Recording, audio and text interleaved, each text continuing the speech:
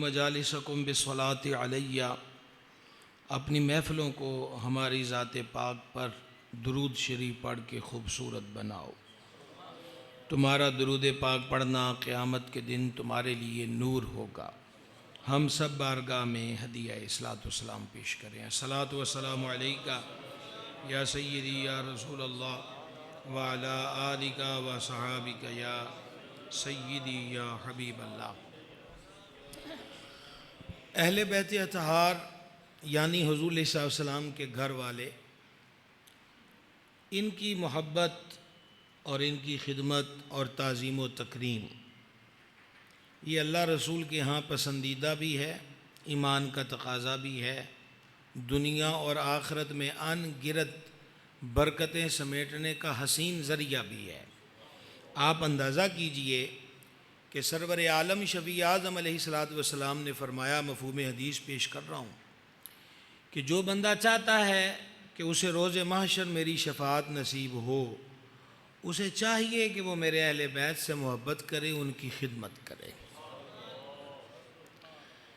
ایک اور حدیث شریف جس کو امیر المومنین جامع القرآن سیدنا عثمان ابن عفان ذو النورین رضی اللہ تعالی عنہ نے روایت کیا، اور اعلیٰ حضرت عظیم البرکت مجدد دین و ملت اشاہ امام محمد رضا قادری علیہ الرحمہ نے ایک بڑے یسین سوال اور اہل بیت کی خدمت کے بارے میں مفصل فتوے کے ضمن میں اس کو کوڈ کیا کہ سید عالم علیہ السلام نے فرمایا، جس نے اولاد عبد المطلب سے نیکی کی، اور آپ جانتے ہیں کہ حضرت عبد المطلب ہمارے آقا کے دادا جی ہیں، اور مراد اس سے پھر خاندان رسول ہے، جس نے ہمارے اہل بیت اولاد عبد المطلب سے نیکی کی، اس نیکی کا بدلہ قیامت والے دن ہم پر دینا واجب ہے جب وہ ہم سے ملے گا۔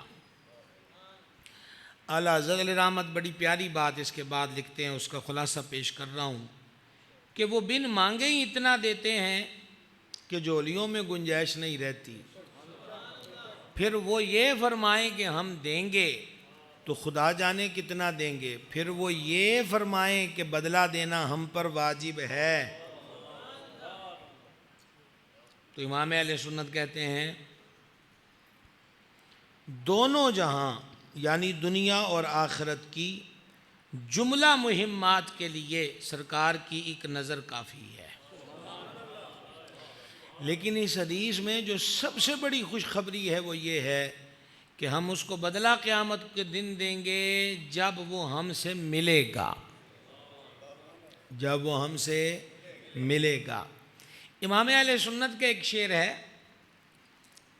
کہ جنت دیں نہ دیں، جنت دیں نہ دیں تیری رویت ہو خیر سے۔ ایک عاشق صادق کے لیے یہ بات کافی ہے۔ مجھے یہی اطلاع ہے کہ میں نعیمیوں میں بیٹھا ہوں، اور میں چند منٹوں میں جان لیتا ہوں کہ چشتی ہیں، قادری ہیں، نعیمی ہیں، رضوی ہیں۔ مجھے 35 سال ہو گئے ہیں تقریریں کرتے ہیں، اور میں نے ان کو ٹائم صرف حضرت حکیم الامت کا نام سن کر دیا ہے، وگرنہ میں اس طرح آتا کوئی نہیں ہوں۔ ہم عقیدت تقریروں تک نہیں رکھتے، ہمارے دلوں میں بھی ہے۔ حضرت حکیم الامت عاشق صادق مفتی محمد احمد یار خان نعیمی قدس سرہ العزیز وہ عشق کی دنیا کا شاہ سوار گزرا ہے کہ جنہوں نے قرآن و حدیث کی دنیا میں امت پر مہربانی کی ہے کہ ساتھ عشق کی چاشنی فراہم کی ہوئی ہے۔ تو ہم تو وہی کہا کہ چلو جا کر دیکھتے ہیں نعیمی کیا کرتے ہیں، اور ابھی ہم دیکھ رہے ہیں۔ سیدھی سیدھی باتوں کی عادی ہیں، سیدھی سیدھی باتوں کی عادی ہیں۔ عشق کی رمز ہو تو لطف رہتا ہے، وگرنہ پھر کچی کی جماعت بھی ہو، استاد کو سبق تو پڑھانا ہی پڑتا ہے۔ کبھی کبھی ہم آہنگی اور ہم ذوقی ہو تو پھر سبحان اللہ، بے ذوقی ہو تو تقریر تو تب بھی ہوگی۔ کیا خیال ہے؟ امام کہتے ہیں کہ جنت دیں نہ دیں تیری رویت ہو خیر سے۔ تو قیامت کے دن میدان محشر میں حضور وعدہ فرما رہے ہیں کہ مجھ پر واجب ہو گیا ہے، اگر تم نے میرے اہل بیت سے کوئی نیکی کی ہے تو اس کا بدلہ میں خود عطا فرماؤں گا۔ یہ ترغیب ہے امت کے لیے کہ میری نسبت کے ساتھ اور میری محبت تمہارے دلوں میں ہو تو یہ کیسے ہو سکتا ہے کہ تمہیں مجھ سے پیار ہو اور میرے گھر والوں سے پیار نہ ہو؟ ماشاءاللہ شاہ صاحب قبلہ تشریف لے آئے۔ یہ کیسے ہو سکتا ہے؟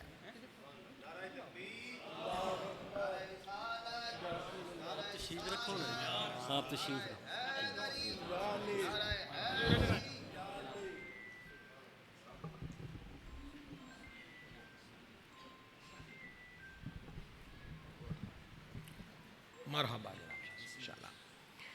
تو یہ کیسے ممکن ہے کہ جانے جانا علیہ السلام سے محبت کا دعویٰ ہو اور اس کا دل حضور کے گھر والوں کی محبت سے خالی ہو، حضور کے دوستوں کی محبت سے خالی ہو ہی نہیں سکتا۔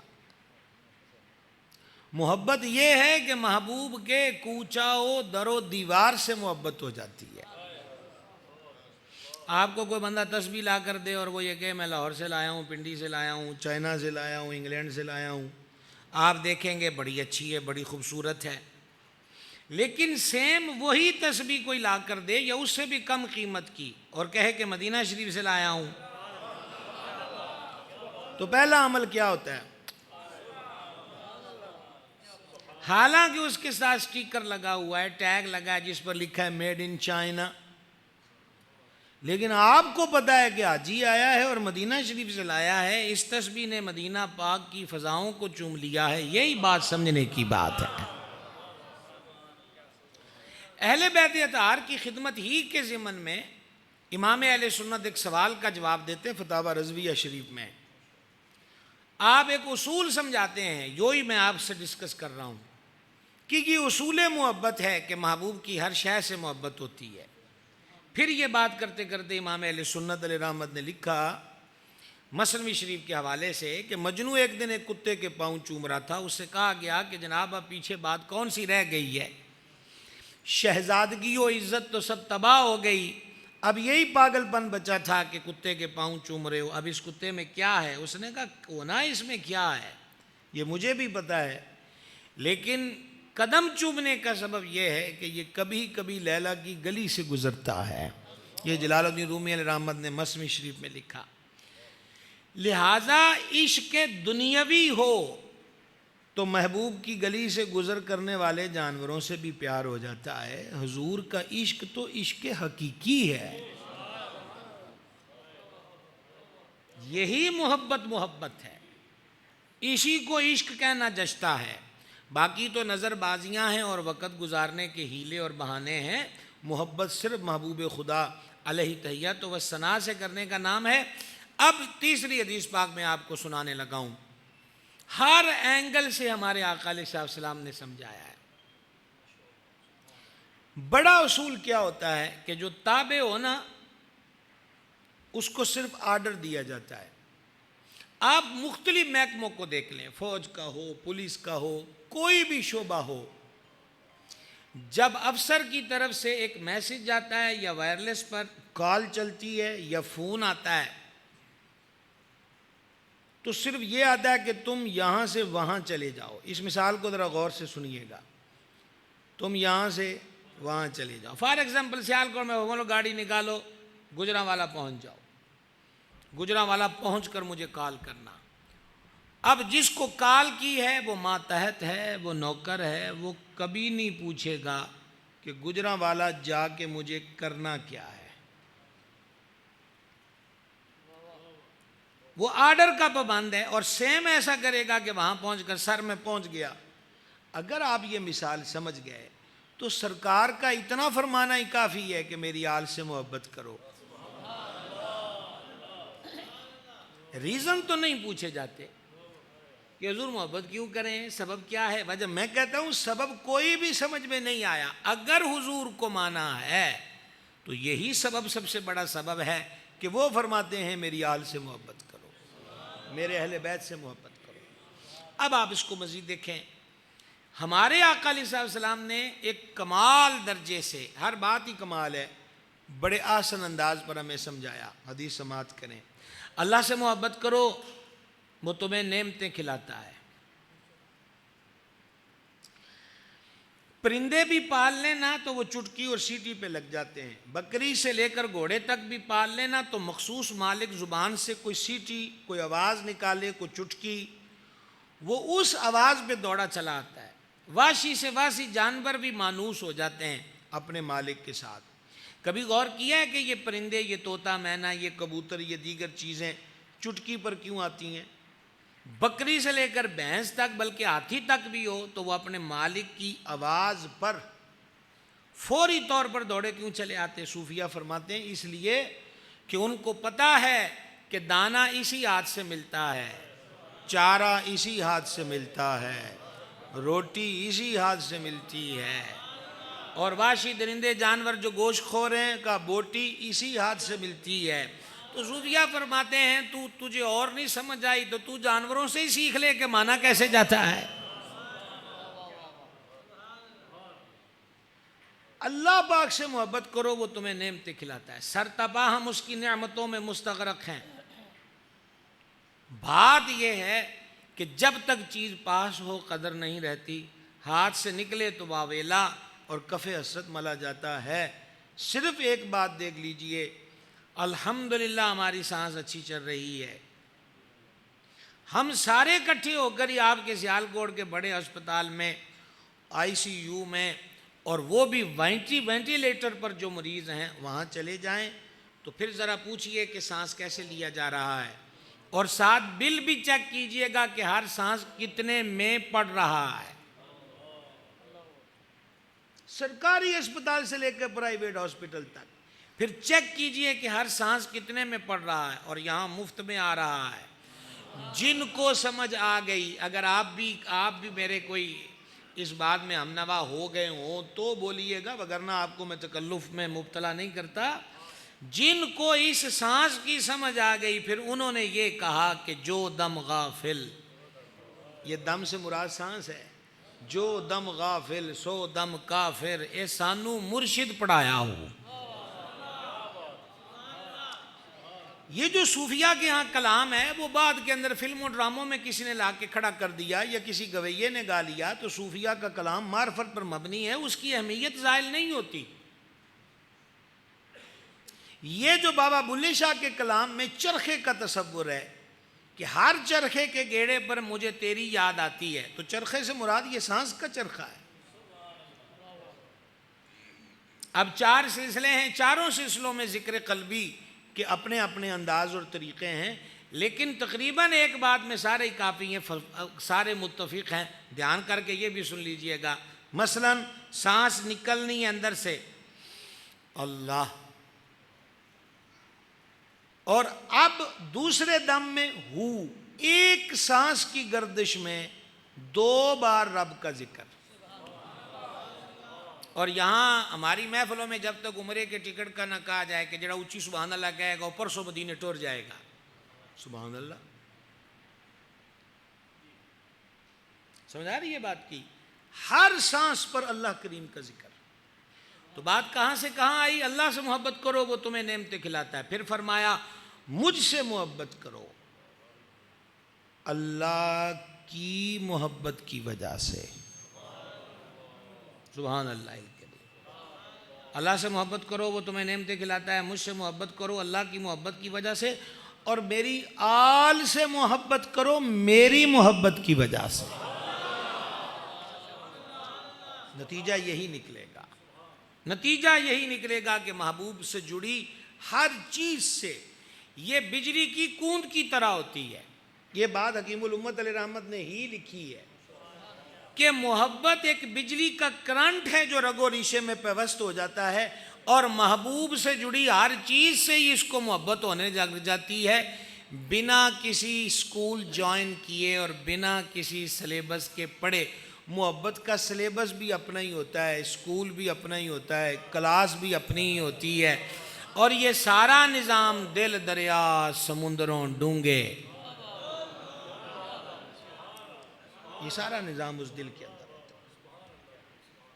یہ محبت ہے. پھر میں آپ کو وہ بات یاد دلانا چاہتا ہوں، گجرانوالا پہنچ کے فون کرنا، سمجھ گئے؟ پھر بھی وہ مہربانی کرے، ہاں کہاں پہنچے ہو؟ سر فلاں جگہ پہنچ گیا ہوں، اچھا ٹھیک ہے۔ پھر میسیج آ جائے کہاں پہنچے ہو؟ چلو تیز رفتاری سے گاڑی نہ چلانا۔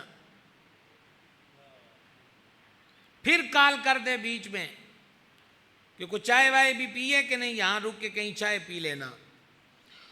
تو اس ماتحت کو اب غافل نہیں ہونا چاہیے،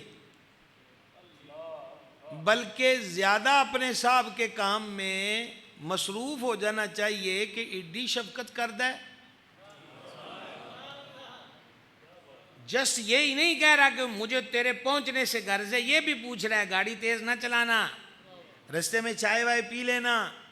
تو یہ بات سن کر اگر ہم غافل ہو جائیں کہ چلو ہن خیری صلی ہے، صاحب کا موڈ ٹھیک ہے، موڈ ٹھیک نہیں، وہ مشفق ہے، اسے پھر تیرا خیال آ گیا کہ کہیں میرے آرڈر کے گھبراہٹ کے اندر کوئی ایسی بات نہ کر بیٹھے جو اس کی زندگی کے لیے نقصان دہ ہو۔ یہ مثال صرف مثال تھی، اپنی جگہ پہ ختم ہو گئی۔ سرکار ایک بار ہی فرما دیتے کہ میری اہل بیت سے محبت کرو، بہت تھا۔ کیا کہیں آپ کو جناب، ایک بار فرما دیتے، لیکن یہاں تو بار بار فرمایا ہے۔ یہ محفل مبارک مجھے تو اب بھول گیا ہے، کتنے دن پہلے یہ بھائیوں نے رابطہ کیا تھا، یہ فلیکس بنائے، آپ کو دعوتیں دی۔ ایک طے شدہ محفل ہے جس میں ہم اس موضوع پر آپ سے بات کر رہے ہیں۔ اب میں آپ کو ایک حدیث پاک سنانے لگا ہوں، لطف لے سکتے ہوئے تو لازم لیجئے گا۔ ترمذی شریف کی حدیث ہے کہ حضور اکرم الاولین والآخرین صلی اللہ تعالی علیہ وسلم نے حسنین کریمین کے ہاتھ پکڑے ہوئے ہیں، اور یہاں میری دونوں طرف سیدزادے تشریف فرما ہیں۔ سادات ہی کے حوالے ہے یہ حسین بات کہ حضور جب چل رہے ہوں اور حسنین ساتھ چل رہے ہوں تو دونوں جگہ جلوہ ایک ہی ہے۔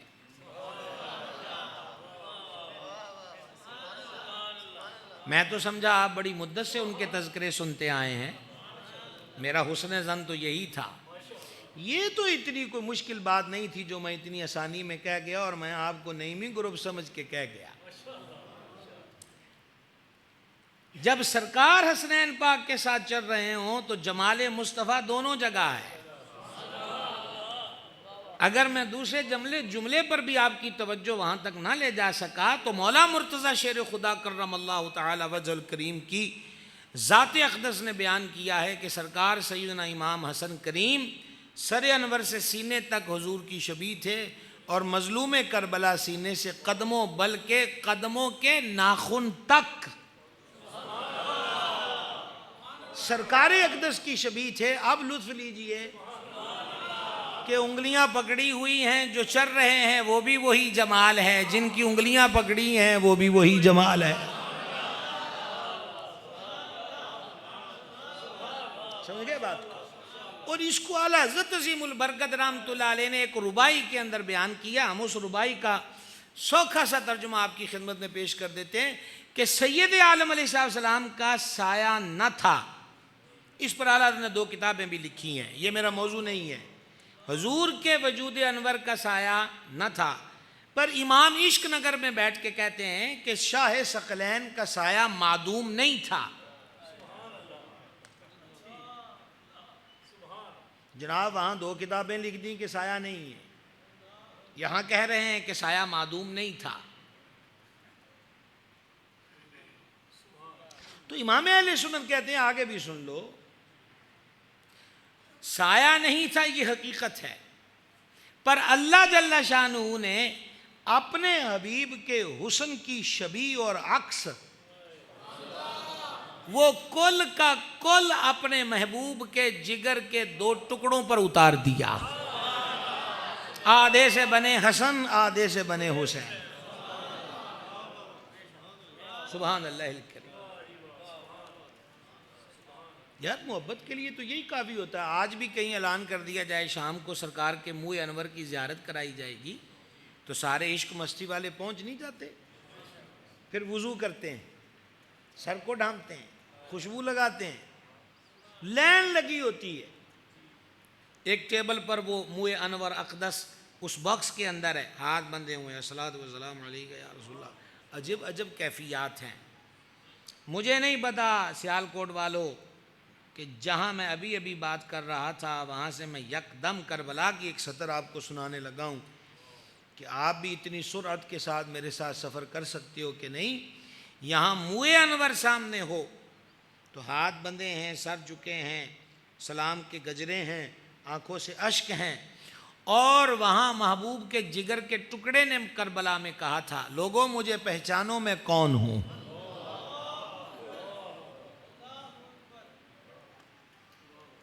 سمجھ آئی یہ بات کی؟ جلدی نہ کرو، مجھے پہچانو میں کون ہوں۔ یہ ایک بات ہی بہت بڑی تھی۔ اگر لشکر اشقیاء میں تھوڑی سی حمیت بھی ہوتی، کوئی ضمیر نام کی چیز بھی ہوتی، تو حضرت امام کا یہ فرمانا بہت تھا، لوگوں مجھے پہچانو میں کون ہوں، مجھے پہچانو میں کون ہوں، مجھے پہچانو میں کون ہوں۔ جے کر دین علم بچ چندہ تو سر نیزے کیوں چڑھ دے ہو۔ علم جاننے کا نام ہے، ایمان ماننے کا نام ہے۔ جانتے پہلے بھی تھے، جو نہیں جانتے تھے فار ایگزامپل وہ حضرت امام کے خطبے سے بھی جان گئے کہ میں حسین ابن علی مخدومہ کریمہ سیدہ عالیہ طیبہ طاہرہ صلی اللہ تعالی علی ابیہا و علیہا و بارکہ وسلمہ کا بیٹا ہوں، جو محبوب خدا کی شہزادی ہیں۔ بتا اس طرح بھی دیا حضرت امام نے، لیکن مسئلہ یہ تھا وہ جان گئے تھے پر مانے نہیں ہیں۔ یہی ہم آپ سے ریکویسٹ کرتے ہیں کہ کسی کے مقبول ہونے کا معیار علم کی لمبی رٹ اور قطار نہیں ہوتا، مقبول ہونے کا معیار ماننا ہوتا ہے۔ یاد رہ جائے گی بات۔ نالج کسی کے پاس ہونا قابل تعریف ہوگا، اتنی ڈگریاں ہیں، اتنا علم ہے، اتنا فہم ہے، فلاں جگہ پڑھے، فلاں جگہ پڑھے، فلاں جگہ پڑھے، فلاں جگہ پڑھے، ٹھیک ہے، رزلٹ کیا ہے؟ سمجھ آ رہی ہے بات کی کہ نہیں آ رہی؟ علم کا رزلٹ کیا ہے؟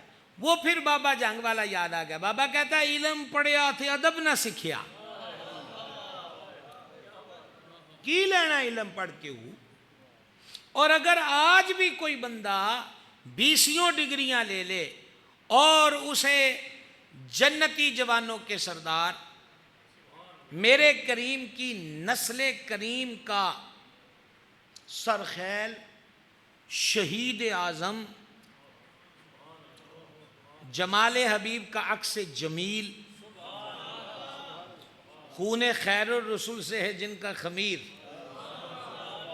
ہاں، یعنی سرکار امام حسین علی جدہ الکریم علیہ الصلوۃ والتسلیم جیسی ذات عظیم میں، جملہ غور سے سنیے گا، سرکار امام جیسی ذات عظیم میں اتنا کچھ پڑھ پڑھا کر بھی جس بندے کو سرکار امام علی مرتبت میں اور یزید جیسے وحشی و کمتر میں فرق نظر نہ آئے، اس علم کا کیا فائدہ ہے؟ علم پڑھیا تے ادب نہ سکھیا، کی لینا علم پڑھ کے؟ کہاں پہنچے تھے ہم؟ حسین پاک کے ہاتھ پکڑے۔ کوئی باقاعدہ جلسہ نہیں ہو رہا، یہ جو حدیث کوٹ کر رہا ہوں، کوئی جلسہ نہیں ہو رہا، کوئی ویڈیو نہیں بن رہی، نارملی انداز میں خرامہ خرامہ تشریف لے جا رہے ہیں، حسین پاک کے ہاتھ پکڑے اور ساتھ فرما رہے ہیں، جس نے مجھ سے محبت کی، ان دونوں سے محبت کی۔ آپ حسن ترتیب دیکھیے، جس نے مجھ سے محبت کی، ان دونوں سے محبت کی، ان کے والدین سے محبت و عقیدت رکھی۔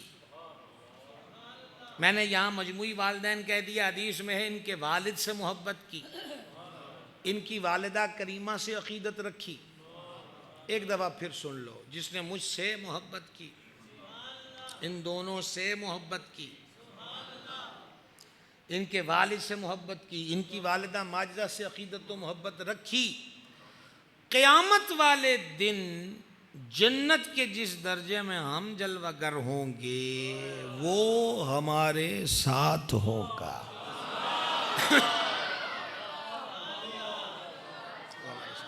الحمدللہ رب العالمین.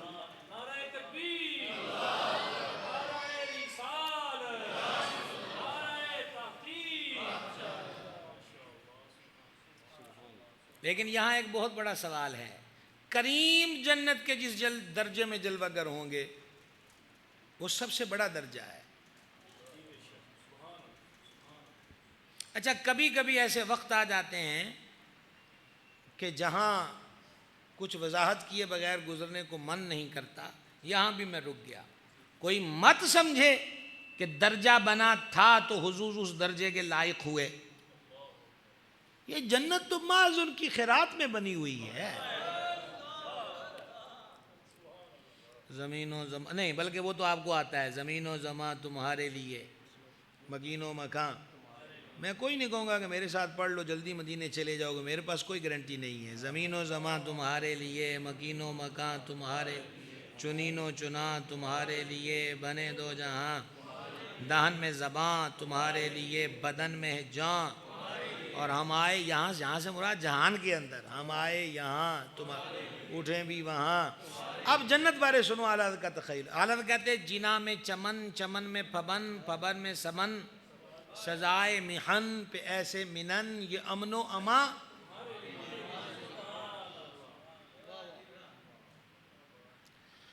جنت کے جس درجے میں ہم جلوہ گر ہوں وہ محبوب کے لیے ہی بنا ہے. محبوب کے لیے بنا ہے. وہ سب سے عرفہ اور اعلیٰ درجہ ہے. مختلف درجات ہیں نا. ایک صحابی پاک نوجوان تھے رضی اللہ تعالیٰ عنہ، وہ احد میں شہید ہو گئے. ان کی والدہ ماجدہ خدمت انور میں حاضر ہوئیں. سیاستہ کی حدیث ہے. عرض کی میرے آقا علیہ السلام ایک ہی بیٹا تھا شہید ہو گیا ہے، پوچھنے آئی ہیں کہ گیا کتھے ہے. کیا سادہ انداز ہے. اگر تو گیا ہے جنت میں تو شکر کروں گی کہ چلو ایک کی کمائی تھی اعلیٰ جگہ پر پہنچ گیا. اور اگر معاملہ اس کے عکس ہے کہ وہ جنت میں نہیں گیا تو حضور فے میں تھوڑے سامنے رونا ہے، دعائی پانی ہے کہ منہ میرا جنت کیوں نہیں گیا. کیا بات ہے جناب، کیا بات. شاہ صاحب قبلہ کی نظر یہ جملے ہیں. جنہوں نے کورس بھی کوئی نہیں کیا، کتابیں بھی کوئی نہیں پڑھی، لمبی لمبی محفلوں میں بھی نہیں گئے، ان کا نظریہ اتنا حسین ہے کہ جے انہاں کچھ پڑھ کے بھی یہ نہ بنے تو پھر اسی کی پڑھے ہوئے. جنت میں گیا تو شکر ادا کروں گی، جنت میں نہیں گیا تو حضور فے میں تھوڑے سامنے رونا ہے، میں پھر دعائی دینی ہے. جان عالم علیہ السلام نے ان کے جواب میں فرمایا اللہ کی بندی تیرے رب کی ایک جنت نہیں ہے، یعنی درجوں کی بات کی، کئی جنتیں ہیں. اور تجھے مبارک ہو کہ تیرا بیٹا جنت سب سے اعلیٰ جنت کے درجے میں پہنچ گیا ہے. یہ اعلیٰ درجہ امت کے اعتبار کا ہے. وگرنہ حضور علیہ السلام کا جنت والا درجہ تو رسل انبیاء کے درجات سے بھی بلند ہوگا. سب سے اولا و اعلیٰ ہمارا نبی ہر جگہ ہی ہے. سوال یہ ہے کہ میرے جیسا بندہ نہ پلے کوئی چیز، نہ اوقات، نہ حیثیت، لیکن اسے زوم ہے کہ وہ ان سے محبت کرتا ہے، اور کہیں نہ کہیں اسے یقین بھی ہے کہ محبت کرتا ہے، اور مالک محبت والی حقیقت عطا کرے. سوال یہ ہے کہ میرے جیسا گناہ گار بندہ اس درجے میں کیسے چلا جائے گا؟ دو جواب اس کے دینے ہیں. ایک میں فوری جواب دوں گا اور ایک کے لیے میں آپ کو حضرت حکیم الامت کی خدمت میں لے جاؤں گا. پہلا جواب یہ ہے کہ کیسے جائے گا. بھائی کیسے جائے گا کا تو سوال ہے ہی نہیں ہے. جب سرکار نے فرما دیا تو جائے گا. کیا کہیں آپ سے جناب. جب سرکار نے فرما دیا علیہ السلام کہ وہ ہمارے ساتھ ہوگا تو ہوگا. دوسری یہاں رائے چونکہ چنانچہ اگرچہ مگرچہ یہ تو یہاں بنتا ہی نہیں ہے. پہلی بات. اب دوسری بات حضرت حکیم الامت کے مبارک قلم سے انہوں نے اس حدیث کے تحت نہیں ایک اور مقام پر یہ بات لکھی ہے اور ہم وہاں کی برکت آپ کے سامنے رکھ رہے ہیں. انہوں نے ایک مثال دی، اور میں امید کرتا ہوں کہ آپ اس مثال کو سہل ہی پائیں گے، دقیق نہیں سمجھیں گے۔ مثال انہوں نے یہ دی ہے کہ ایک محل ہے بادشاہ کا، باؤنڈری ہے اس کی، اسی چار دیواری میں، ایسا سارے کے سارے کو، آپ یہ آئے ہیں، کیا نام ہے قبلہ مسجد کا؟ مسجد قباء۔ تو مسجد قباء ہے، ماشاءاللہ بڑی خوبصورت بنی ہے، تو اس کی جو چار دیواری ہے مطلقاً سب کو ہم کہیں گے کہ یہ مسجد ہے، مگر اندر آئے تو ایک الگ جگہ جوتے اتارنے کی ہے، مزید آگے بڑھے تو واش روم ہے، مزید ایک کونے میں گئے تو وضو خانے ہیں۔ وہ فنائے مسجد ہے، مسجد نہیں ہے، فنائے مسجد۔ اب آپ تساں جناب سارنا سوکھیاں گلاں چ نہیں ٹرے تو میں ہن فقہ والا چیپٹر کتوں کھولاں؟ وہ پھر کبھی وقت کے لیے۔ وہ فنائے مسجد ہے، یعنی ایک اعتبار سے مسجد میں داخل اور ایک اعتبار سے مسجد سے خارج۔ اس کی ضرورت اعتکاف کے دور میں زیادہ پڑتی ہے، نہ آ سکتے ہیں کہ نہیں جی؟ پھر یہ بھی درویشہ پوچھنا ہوتا ہے جی، فون رکھ لیے، کال واٹس ایپ تے کرنی ہوتی، رکھ سکتے ہیں کہ نہیں جی؟ پھر وہ بھی ہیں جو کہتے ہیں کہ ہم نے سگریٹ پینی ہوتی ہے تو یہ وضو خانے تے جا کے پی لیے تو پی سکتے ہیں کہ نہیں جی؟ ہمارا تو ان سے کھلے دل سے مشورہ ہے کہ آپ گھر پہ ہی رہا کریں، جتنی اللہ اللہ ہوتی ہے کر لیا کریں، اعتکاف کو فرض تھوڑی ہے۔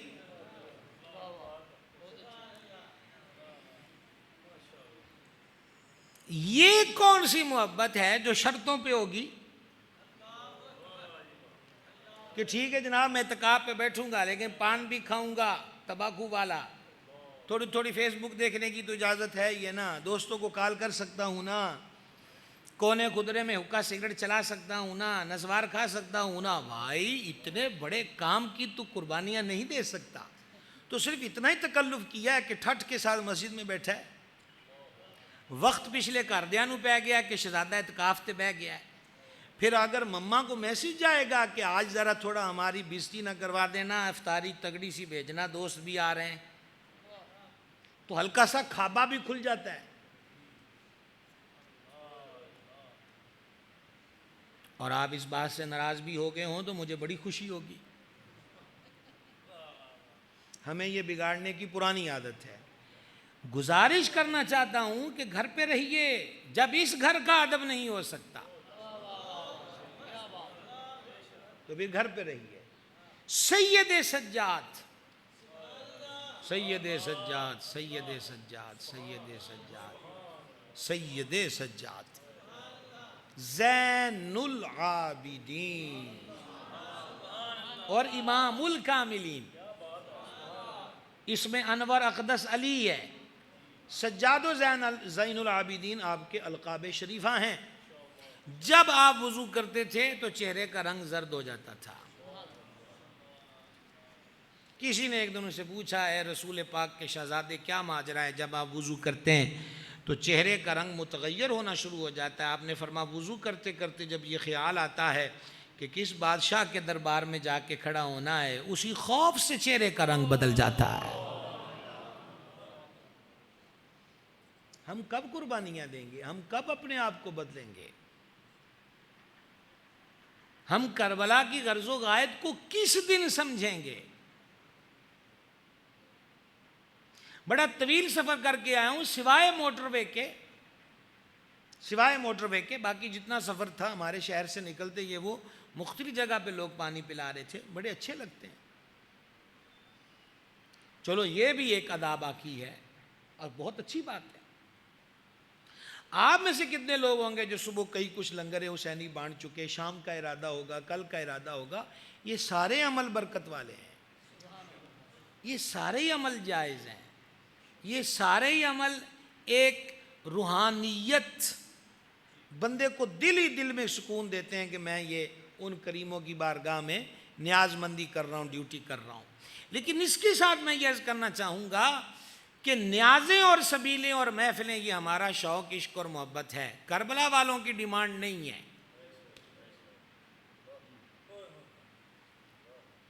ہم اس شوق کو بھی پورا کریں، یہ نذرانے ان کی چوکھٹ پہ رکھتے رہیں، روز ایک عشق کا دیپ ان کی راہ گزر میں رکھتے رہیں، اس کو بند نہ کریں لیکن ایک قدم اب آگے بڑھیں کہ وہ ہم سے چاہتے کیا ہیں، اور یہ اس دن سمجھ آئے گی جس دن واقعی ہم نے سمجھنا چاہا کہ وہ چاہتے کیا ہیں۔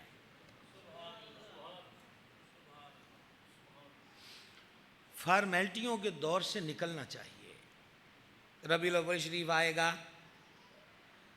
ماشاءاللہ کیا عشق اور مستی کا عالم ہے، ورفعنا لک ذکرک کا ظہور ہے۔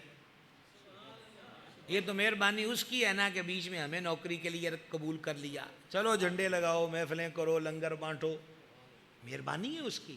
میرے دادا پیر قطب زمن محدث اعظم ابو الفضل سیدی محمد سردار احمد قادری رضوی چشتی محدث اعظم پاکستان رحمۃ اللہ علیہ فرماتے تھے، یہ تو حضور کا کرم ہے کہ ہمارے منہ سے اپنا ذکر کروا لیتے ہیں۔ سمجھ گئے بات کو؟ لیکن معذرت کے ساتھ میں میلاد کے دنوں میں بھی محفلوں کے خلاف مزاج بات کرتا رہتا ہوں کہ جن کے آنے کی اتنی خوشی ہے، اب تھوڑی توجہ ان کے فرمانے پر بھی ہو جائے۔ کیوں بھائی صاحب؟ آپ بے شک سبحان اللہ نہ کہیے، میں نہیں آپ سے مطالبہ کرتا، لیکن سمجھنے کی گزارش ضرور کر رہا ہوں۔ جن کے آنے پر اتنے چاہیں اور دل نہ ہو تو کون کرتا ہے؟ یہ الحمدللہ ہم سب کے دلوں میں ہے کہ ہم ہمارا تو دل کرے کہ یہاں چاندی اور سونا بچھا دیں، سبحان اللہ، لیکن پھر بھی یہ ہے کہ حق تو یہ ہے کہ حق ادا نہ ہوا۔ لیکن ریکویسٹ یہ کرنا چاہتا ہوں، آمد پہ اتنی خوشی ہے تو فرمانے پر بھی توجہ چاہیے۔ کربلا والوں کا دن جسٹ محفل، جسٹ سبیل، جسٹ لنگر نہیں، اس مشن کو سمجھنے کی ضرورت ہے۔ اور وہ میں آپ کو اعتکاف کی بات کرتا کرتا یہاں لے آیا کہ اعتکاف سے پہلے بھی ہم نے اپنی شرطیں رکھی ہیں۔ مظلوم کربلا نے سارا کچھ ہی قربان کر کے بتا دیا کہ جب بات رب رسول کی ہو تو پھر مرضیاں اپنیاں نہیں چل دیاں، پھر جو مالک کہے، پھر جو مالک کہے، پھر جو مالک کہے۔ ابھی تک بھی آج تک نہ سمجھ سکے، ابھی تو ہم معذرت کے ساتھ یہ لفظ کہنا چاہتا ہوں، ابھی تو ہم ایک رسم سے فارغ ہوئے ہیں تھوڑے دن پہلے، یہ 10 11 12 کو چاند کی یاد آیا، ابھی تو اس کی باقیات ہمارے گھروں میں ہوں گی، تو وہ بھی یوں گزر گئے۔ اب کیا ہے، یہ ببلو ہے، یہ جبلو ہے، یہ کھبلو ہے، کیا کیا ہونے لگ گیا، یہ اتنے من کا ہے، یہ اتنے کے جی کا ہے، شور ہے، شغب ہے، اچھا وہ کیا بولتے ہیں اس کو، واک، کیٹ واک بولتے ہیں آپ لوگ، کہ جانوروں کی بھی اب ہوگی۔ لیکن کام جس طرح شروع ہوا تھا، کبھی اس پہ بھی ڈیپلی طور پہ دھیان دیا ہے کہ ایک رب کے خلیل نے اس عمر میں کہ جب ریش اور سر میں چاندی چمکنے لگ گئی اور اولاد نہیں تھی، ربی حبلی من الصالحین کہہ دیا، اس نے قبول کر کے حسن و جمال کا پیک کر شہزادہ عطا کر دیا، اور جب وہ حسن کا پیکر عین جوانی کے جوبن کی دہلیز تک جلوہ گر ہوئے تو پھر صرف خواب میں کہا ذبح کر دے۔ کاش کہ آپ غور کریں، یہاں جوڑ کوئی نہیں ہے کیونکہ بے مثال کی بات ہے، لیکن مثال اکثر سمجھانے کے لیے ہوتی ہے، صرف تشبیہ کے لیے نہیں ہوتی۔ گجرانوالا پہنچ کے مجھے کال کرنا، آیا یاد نہیں آیا؟ وہ مثال تھی، تشبیہ الیاذ باللہ، یہ تو بے مثالوں کی بات ہے۔ یہاں صرف خواب میں دکھایا ہے کہ آپ اپنے بیٹے کو ذبح کر رہے ہیں۔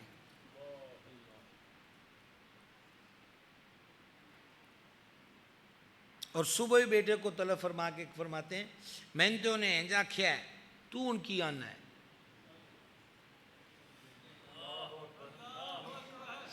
اولاد والے بیٹھے ہو، عید پر اپنے بچوں سے پوچھتے ہو، بتاؤ کیسا سوٹ پہنو گے، بتاؤ کیسے شوز لیں گے، ہاں؟ یا بچہ خود پاس ہو گیا، اچھا چل مجھے خوشی ہوئی ہے تیرے پاس ہونے کی، یا اتنے مطلوبہ نمبر لیے ہیں، بتاؤ کیا ڈیمانڈ ہے تمہاری؟ تو یہ ہمارے بچوں والی بات تو نہیں ہے نا، فلاں کمپنی کے شوز لوں گا اور فلاں برانڈ کے کپڑے لوں گا اور فلاں مجھے بائک لے دیجیے اور یہ موبائل لے دیجیے، ایسا تو نہیں ہے۔ آج کائنات کے عظیم باپ بیٹے بیٹھے ہیں،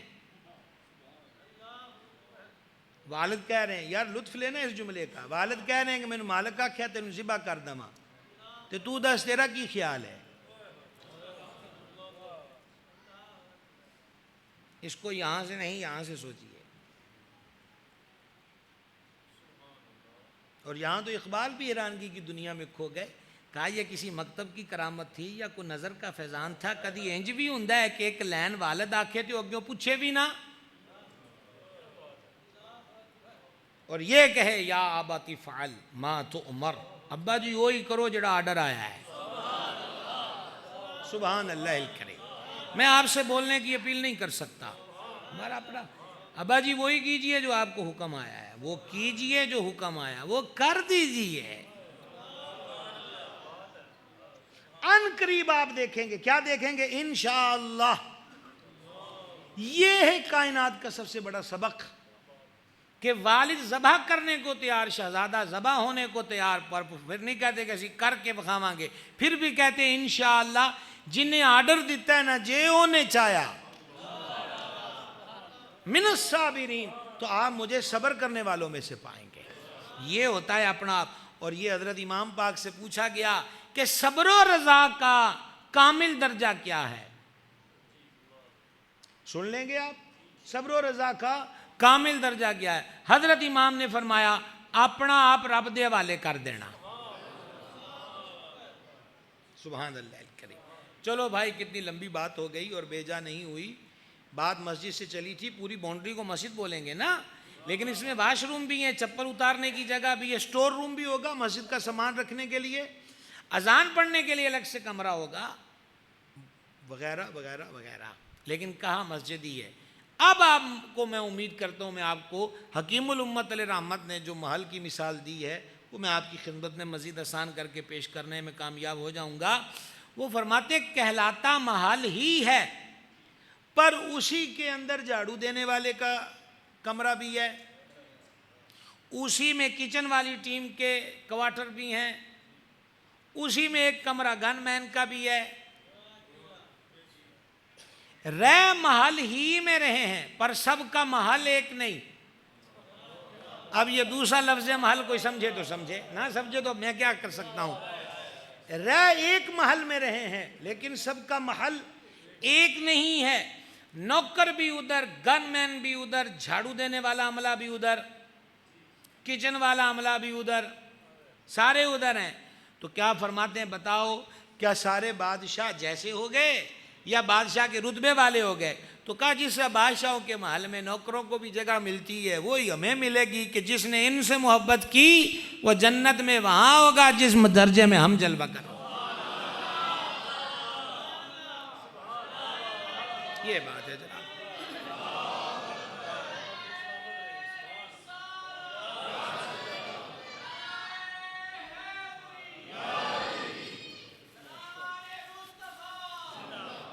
یہ جناب 4:05 ہو گئے اور میرا خیال یہ تو اب دعا کا وقت ہے، اور مزید آپ کو ہم یہ تو ذکر ایسا ہے کہ شب گزر جائے اور ہم تھوڑا اختتام کی طرف آؤں، اور میں آپ کی خدمت میں 9 محرم 61 ہجری کے محرم کی 9 تاریخ کو بھی جمعرات تھی، آج بھی جمعرات ہے، لیکن وہ جمعرات وہ 9 محرم اتنی روشنی والا اور اے سی والا اور پنکھے والا اور پرامن نہیں تھا، وہ ایسا پرامن نہیں تھا۔ کربلا کی تپتی ہوئی ریت، آج 7 سے 9واں دن ہے پانی کی بندش کو، اور مجھے بڑی تکلیف ہوتی ہے کہ جب بھی خاص ایام ہوتے ہیں ہم فضول بحثوں میں مبتلا ہوتے ہیں۔ یہ کرنے کے کام ہے کہ آپ کتابوں سے نکال کر لائیں کہ اس دن انہوں نے پانی پیا، اور کوئی کتابوں سے نکال کر لائے کہ پانی بند تھا۔ یہ میری اور آپ کی یہ ڈیوٹی رہ گئی ہے۔ پانی بند نہیں ہوا، چلے نہیں ہوا، یہ نہیں ہوا، یہ نہیں ہوا، یہ نہیں ہوا، ٹھیک ہے سر مان لیا، کیا حسین ابن علی بھی شہید نہیں ہوئے؟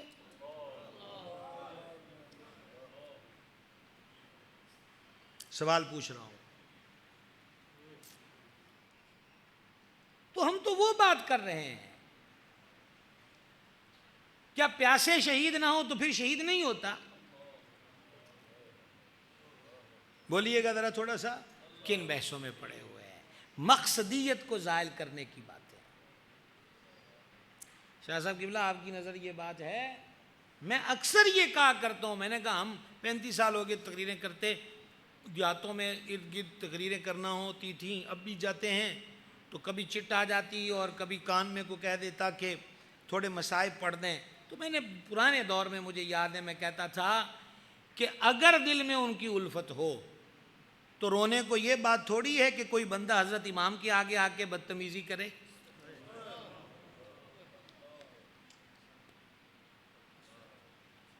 کیا خیال ہے آپ کا؟ کیا ڈھونڈ رہے ہیں ہم؟ یعنی ہم جیسے جیسے سنگ دل ہو رہے ہیں اور ہم چاہتے ہیں کوئی ایسی باتیں ہوں کہ یوں اور وہ ہو. یہی بہت ہے. یہ چھوٹی سی بات ہے. میں آپ سے پھر پوچھ، امام کا درد سن لو. جب حر نے آپ کو ایک منزل پہ روکا ہے تو آپ نے حر کو فرمایا ہم خود مرضی سے نہیں آئے، ہمیں خط لکھ کے بلایا گیا ہے، اور میں آپ سے متمنی ہوں کہ یہ 2.5 سطر ذرا پوری توجہ سے سنیے گا. کبھی موقع بنا بیٹھے تو پھر تفصیلیں الگ محل ہے، یہ مقام اب تفصیل کا نہیں ہے، وقت بھی نہیں ہے. حر نے جب حضرت امام کوفہ ہی جا رہے تھے، حضرت مسلم بن عقیل شہید ہو چکے ہیں، اور حر نے ایک جگہ پر روکا کیونکہ یہ فوجیں اس نے ابن زیاد نے ناکہ بندی کو بھیج دی تھیں کہ جہاں مل جائیں وہیں روک لو. تو حضرت امام نے فرمایا کہ ہم اپنے شوق سے نہیں آ رہے کوفہ، ہمیں خط لکھ کے گئے ہیں. حر نے کہا حضور میں نہیں جانتا آپ کو کس نے خط لکھے. آپ نے فرمایا لاؤ خط. تھیلا لایا گیا، چمڑے وغیرہ پہ خط لکھے جاتے تھے. حضرت امام نے ایک ایک خط اٹھایا. آپ کوئی محسوس کر سکتے ہوئے نہ تو محسوس کرنا. میں کوئی دعویٰ نہیں کر رہا کہ میرے لیے تکلیف کی یہ بہت بڑی بات ہے، یہ مجھے آپ کے سامنے دعووں کی ضرورت نہیں ہے، لیکن میں ایک چیز آپ کے سامنے رکھنا چاہتا ہوں، کبھی امام کے درد بھی دکھ ہو.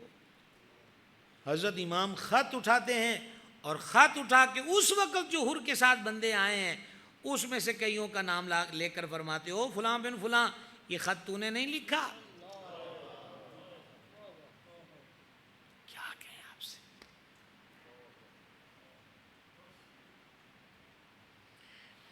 ہمارے یہ محترم کئی دن سے رابطے میں ہیں، آنا ہے، یہ وقت ہے، یہ وقت ہے، یہ وقت ہے. کل بھی باتیں ہوتی رہیں، اور اب میں بالکل علاقے کے قریب آ جاؤں اور میں ان کو کال کروں کہ میں آ گیا ہوں تو بولے نہیں ہمیں تمہاری تقریر کی ضرورت نہیں، تم واپس جاؤ. میں کیا، میری حیثیت کیا. لیکن یہ بات کوئی نہیں ہے کہ میں کہوں مجھے کچھ فیل نہیں ہوگا. بہت سخت فیل ہوگا، تکلیف ہوگی، ہزارہا بدگمانیاں ہوں گی. اس مثال سے اگر سمجھ سکتے ہو تو سمجھو. جنتی جوانوں کے سردار کو کہا ہے کہ قدموں میں پل کے بچھائیں گے، کندھے سے کندھا ملائیں گے، اور ابھی وہ منزل پر بھی نہیں پہنچے تو خط لکھنے والے تلوار لے کے سامنے کھڑے ہوں. تو سرکار امام کا یہ چھوٹا سا درد ہے، یہ بہت بڑا درد ہے. کربلا کا پیغام، حق کے ساتھ رہو، حق پر رہو، اور حق کا ساتھ دو. کربلا کا دوسرا پیغام، حالت چاہے کوئی ہو رب کے فرضوں میں کوتاہی نہ کرو. اس پورے قافلے والوں کی، یہ میں ذمہ داری سے جملہ کہہ رہا ہوں، اس پورے قافلے والوں کی جانے سے واپس مدینہ پاک آنے تک ایک دن بھی کوئی نماز قضا نہیں ہوئی. یہ اتنی بڑی فضیلت ہے کہ اربوں کھربوں فضیلتیں اس پہ قربان. ایک دن کی نماز قضا نہیں ہوئی. آؤ 9 محرم کو اقبال نے کہا تھا کہ اسلام کے دامن میں یہ 2 چیزیں ہیں، ایک ضرب ید اللہ ہی ہے اور ایک سجدہ شبیری ہے. سجدہ شبیری کو تو آج 9 محرم کو سلامی کا عزم کریں، اور وہ سلامی یوں دیں کہ ہم 5 وقت کے نمازی ہو جائیں۔ جو میرے بھائی موجود ہیں ان میں سے کوئی نماز نہیں پڑھتا، یا ہم جو نمازوں میں سستی کرتے ہیں، آج عزم کر لیں، پھر وہ سجدے بڑا ہی لطف دیں گے کہ آج کی نماز مظلوم کربلا کے حضور خراج محبت پیش کرنے کے لیے ہے۔ تیسرا پیغام حضرت امام نے 9 محرم کو ہی فرمایا تھا۔ یہ بات 9 محرم دن کے وقت کی بات ہے، واقعہ سارا نہیں سنا سکتا، ایک سطر۔ آپ نے فرمایا تھا اللہ کی قسم مجھے قرآن کی تلاوت سے بڑی محبت ہے۔ ہاں، اس کے ساتھ ایک جملہ ایڈ کر سکتا ہوں، اس محبت کا ثبوت شام کے بازاروں نے دیکھا ہے کہ سر انور نیزے کی نوک پر ہے اور لبوں سے قرآن جاری ہے۔ حضرت امام کے ماننے والوں میرے بھائیوں اور بزرگوں، ریکویسٹ کرنا چاہتا ہوں، مدتیں بیت گئی ہیں ہمیں قرآن پڑھے، ہم زندگی کے اس حصے میں پہنچ گئے اور آج تک ہم میں سے اکثریت وہ ہے جنہوں نے پورے قرآن کا ترجمہ نہیں پڑھا۔ ہاتھ جوڑ کے عرض کرتا ہوں آج عزم کریں۔ نوجوانوں، یزیدیت مرد آباد کہنا ہے تو اپنے موبائلوں سے سارا گند نکال کر صاف کر کے اس میں قرآن ڈاؤن لوڈ کرو، ترجمے والا کرو۔ میرا مشورہ ہے کہ ترجمہ اعلیٰ حضرت عظیم البرکت امام احمد رضا قادری کا کنز الایمان رکھو۔ روز سپارہ نہیں پڑھ سکتے، آج اتنی نیت کر لیں کہ روز ایک ورقہ پڑھنا ہے، یہ جاننا ہے کہ جو قرآن سید نے نیزے کی نوک پہ پڑھا ہے وہ قرآن کہتا کیا ہے۔ کریں گے کوشش، کریں گے کوشش۔ اور آخری بات،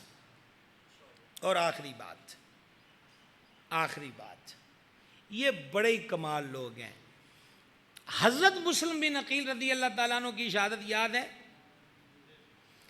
پر بہت کچھ یاد رکھنے کا ایسا ہے جو ہمیں یاد نہیں ہے۔ جب آپ کو دارالامارہ گورنر ہاؤس کوفہ لایا گیا اور آپ زخمی تھے، اس وقت یہ ہوا کہ عبید اللہ ابن زیاد بد کردار نے پوچھا، حضرت مسلم بن عقیل نے فرمایا کہ مجھے کوئی پرواہ نہیں ہے تیری، تو مجھے پتہ ہے تو مجھے شہید کرنے لگا ہے۔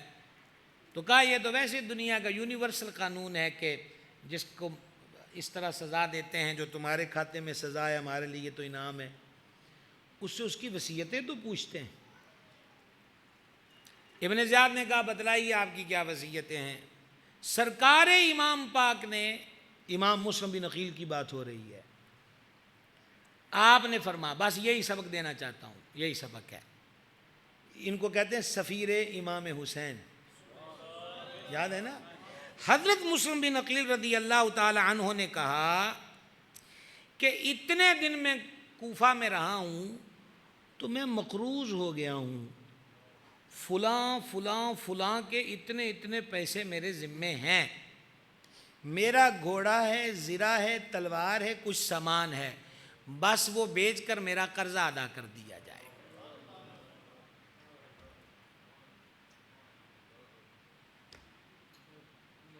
سمجھ آئیے بات کی سمجھ آئیے؟ اس روش کو اختیار کریں، وگرنہ کل کا دن گزرے گا، میں اور آپ جانتے ہیں کہ پرسوں ہماری پوزیشنیں کیا ہوں گی۔ پلیز